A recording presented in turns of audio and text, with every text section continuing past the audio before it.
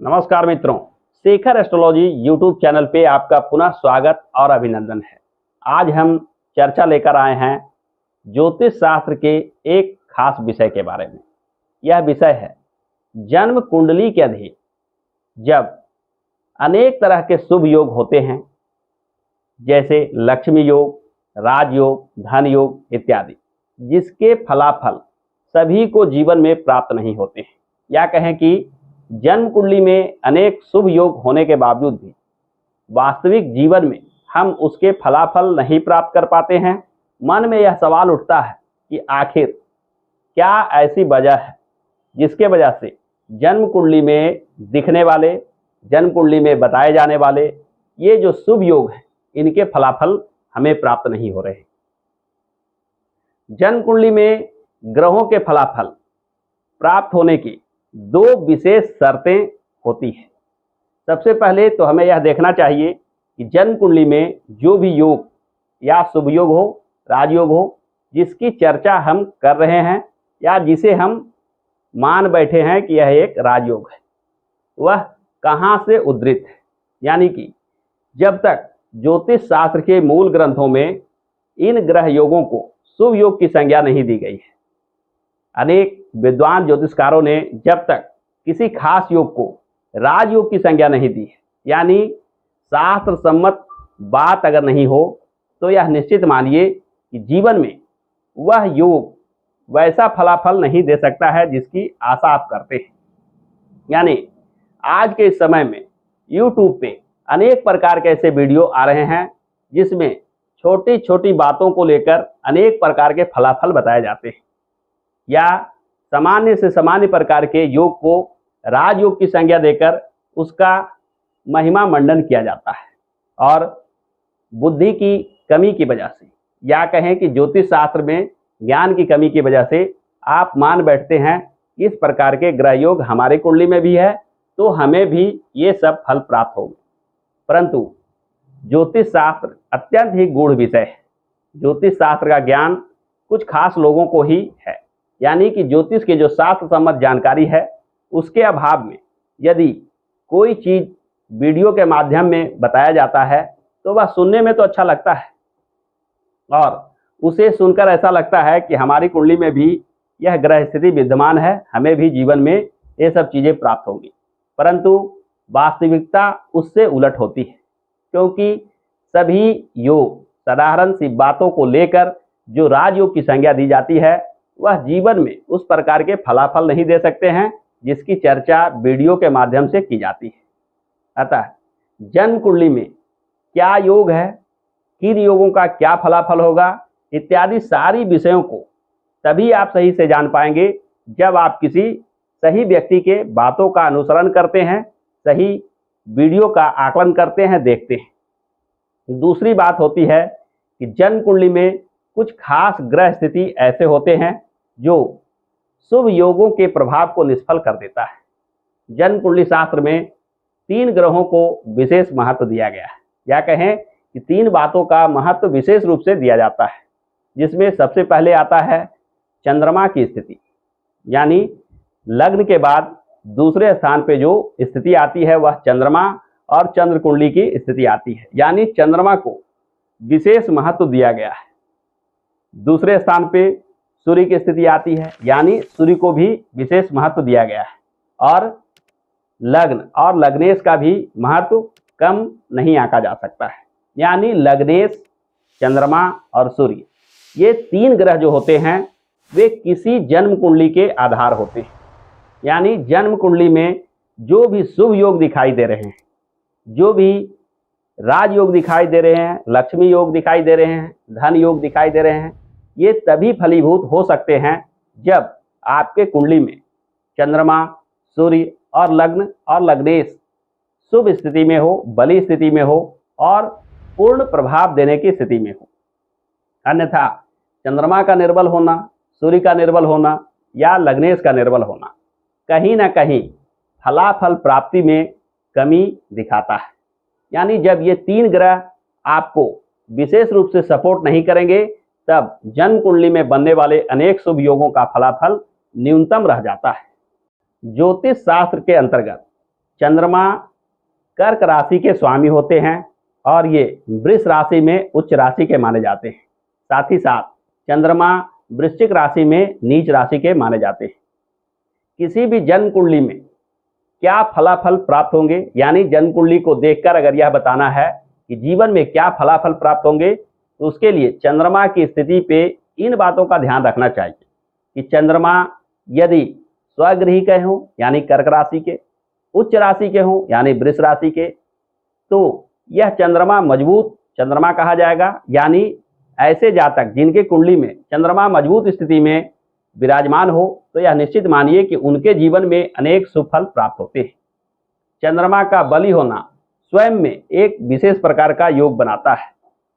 चंद्रमा न केवल मन के कारक ग्रह होते हैं, बल्कि भाग्य और प्रारब्ध को नियंत्रित करने वाले देवता माने जाते हैं।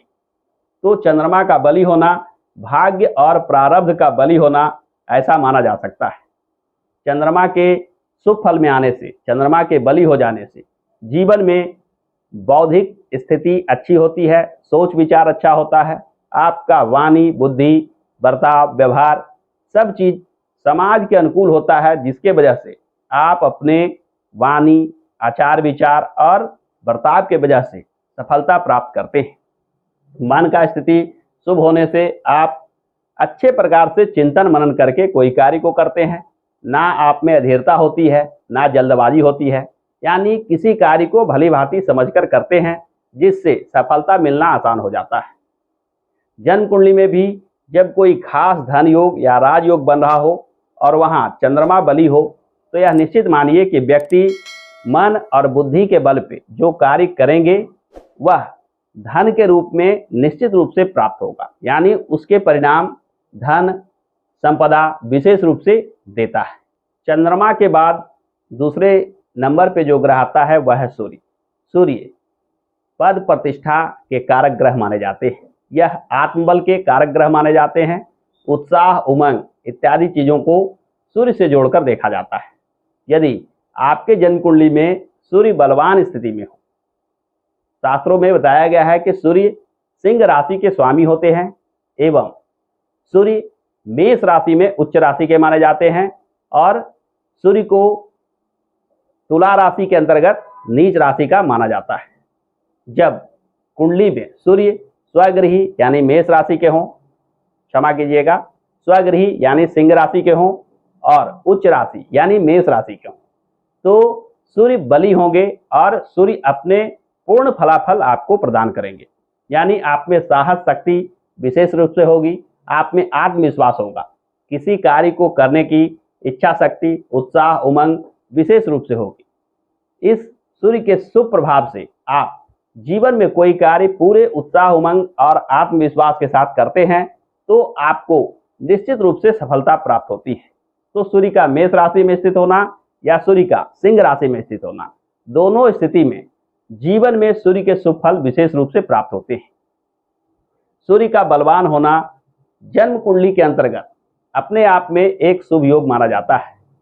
इसे राजयोग की भी संज्ञा दी जा सकती है। सूर्य ग्रहों के राजा माने जाते हैं और जब ग्रहों के राजा पूर्ण बली हों, कुंडली में शुभ फल देने की स्थिति में हो, तो यह निश्चित मानिए कि जीवन में अनेक शुभ फल आपको प्राप्त होने लगते हैं। सूर्य का शुभ होना साथ ही साथ जन्म कुंडली में अनेक प्रकार के योग का होना, जैसे धन योग राजयोग इत्यादि योगों का होना, आपके जीवन में उन योगों से जुड़े फल निश्चित रूप से देते हैं।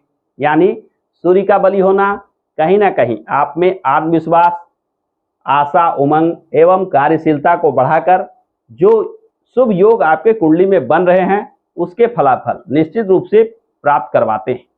यानी आप जल्द हिम्मत नहीं हारते, किसी कार्य में लगते हैं तो लगकर परिणाम प्राप्त करने तक लगे रहते हैं। यानी परिणाम प्राप्त करने के प्रति लगनशीलता आपको निश्चित परिणाम देता है। तो जन्म कुंडली में सूर्य का भी बलवान होना अपने आप में विशेष महत्वपूर्ण है। तीसरे ग्रह की जो मैं चर्चा कर रहा था वह है लग्न के स्वामी यानी लग्नेश। जन्म कुंडली में लग्न को सबसे महत्वपूर्ण भाव माना जाता है। केंद्र भाव में सबसे पहला भाव लग्न भाव को ही माना जाता है और लग्न के स्वामी यानी लग्नेश को सबसे बली ग्रह की संज्ञा दी जाती है। शास्त्रों में यहाँ तक वर्णन मिलता है कि लग्नेश का बलि होना आपके जीवन में एक वरदान की तरह है। लग्नेश को अत्यंत महत्व दिया गया है। लग्नेश के बारे में अनेक शुभ बातों को बताया गया है। तो जब जन्म कुंडली में लग्नेश बलि हो, विभिन्न लग्न के आधार पे लग्नेश का निर्णय जब हम करते हैं तो वह ग्रह जिस राशि में स्वराशि के होते हैं उसमें विराजमान हो या उच्च राशि में होते हैं उसमें विराजमान हो, तो निश्चित मानिए कि लग्नेश बलि हो जाते हैं। और लग्नेश का बलि होना जीवन में अनेक प्रकार के लाभ दिखाता है। लग्नेश मुख्य रूप से ज़्यादातर जो शुभ योग आपके कुंडली में बन रहे हैं उसे रिसीव करने वाला ग्रह होता है। यानी जो शुभ योग शुभ फलाफल प्रदान कर रहे हैं उसे प्राप्त करने की शक्ति लग्नेश में होती है। लग्नेश का बलि होना किसी भी शुभ योग के फलाफल प्राप्त करने के लिए अति आवश्यक है। जब किसी के कुंडली में लग्नेश बलि हो तो यह निश्चित मानिए कि उसके कुंडली की स्थिति अच्छी मानी जाएगी। यदि लग्नेश बलि हो साथ ही साथ कुंडली में कोई शुभ योग का निर्माण हो रहा हो तो यह निश्चित मानिए कि जीवन में आपको वो शुभ योग जो फल दे सकते हैं वह पूर्णतः शुभ फल प्राप्त होगा। यानी जन्म कुंडली के अंतर्गत दो बातों का अवश्य ख्याल रखना चाहिए कि जन्म कुंडली में जिन योगों की चर्चा की जा रही है वह शास्त्र सम्मत है या नहीं, यानी शास्त्रों में उसके क्या फलाफल बताए गए हैं, इस बात को विशेष रूप से समझें। केवल किसी वीडियो के आधार पे यह आकलन कर लेना कि यह योग एक शुभ योग है और शुभ फलाफल अवश्य प्राप्त होंगे, कहीं ना कहीं अपने आप में एक धोखा है। यानी जब हम किसी योग को शास्त्र सम्मत रूप से देखते हैं, योग के जो फलाफल शास्त्रों में बताए गए हैं, हमें बस उतना ही उम्मीद रखना चाहिए। यानी कुछ खास योग कुछ खास प्रकार के परिणाम तो प्राप्त कर सकते हैं, परंतु कुछ योग सामान्य योग होते हैं, वह बहुत लोगों के कुंडली में होते हैं, उनके फलाफल भी सामान्य स्तर के होते हैं। यानी योगों में कौन से योग क्या फल दे सकते हैं इसका आकलन शास्त्र के आधार पे करना चाहिए और शास्त्र के आधार पे जो फलाफल बताए गए हैं उसकी ही उम्मीद करनी चाहिए। और दूसरी बात, यदि शास्त्र सम्मत कोई योग बन रहा हो और उसके फलाफल आपको प्राप्त नहीं हो रहे हो तो हमें यह देखना चाहिए कि जन्म कुंडली में चंद्रमा, सूर्य और लग्न के स्वामी की क्या स्थिति है। यदि चंद्र, सूर्य और लग्नेश यह तीनों ग्रह शुभ स्थिति में हो तो यह निश्चित मानिए कि जन्म कुंडली में बनने वाला कोई भी योग आपको पूर्ण प्रभाव पूर्ण शुभ फल अवश्य देगा। यानी जन्म कुंडली में बनने वाले शुभ योगों को सिर्फ 2 ग्रह 4 ग्रह को ही देखकर यह आकलन कर लेना कि इसके फलाफल हमें निश्चित रूप से प्राप्त होंगे, कहीं ना कहीं अपने समय और अपने भाग्य को लेकर एक निराशा का स्थिति पैदा कर सकता है। क्योंकि जब हम आशा लगा लेते हैं कि यह खास योग खास प्रकार के परिणाम दे सकता है और हमारी कुंडली में यह योग विद्यमान है, अतः मुझे यह शुभ फल अवश्य प्राप्त होगा, और समय आने पर या समय का इंतजार करने पर भी वह शुभ फलाफल प्राप्त नहीं होते हैं तो आपको निराशा उत्पन्न होती है, आपको ज्योतिष शास्त्र पे विश्वास की कमी होने लगती है। एवं जिस व्यक्ति ने इन योगों की चर्चा या फलाफल आपको बताए हैं उन पे भी विश्वास डगमगाने लगता है।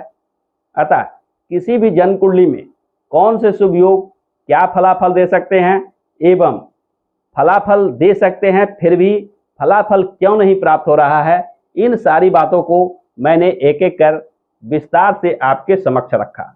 आशा करता हूं कि आज का यह वीडियो आपको पसंद आया होगा। यदि आज का यह वीडियो पसंद आया है तो वीडियो को लाइक कीजिए, दोस्तों के साथ शेयर अवश्य कीजिए। और हाँ, यदि आप चैनल पर नए हैं तो हमारे इस चैनल को सब्सक्राइब करके बेल आइकन को अवश्य दबा लें ताकि आगे आने वाले वीडियो के ज्ञानप्रद जानकारी आपसे छूट न जाए। हमारे साथ अंत तक बने रहने के लिए बहुत बहुत धन्यवाद।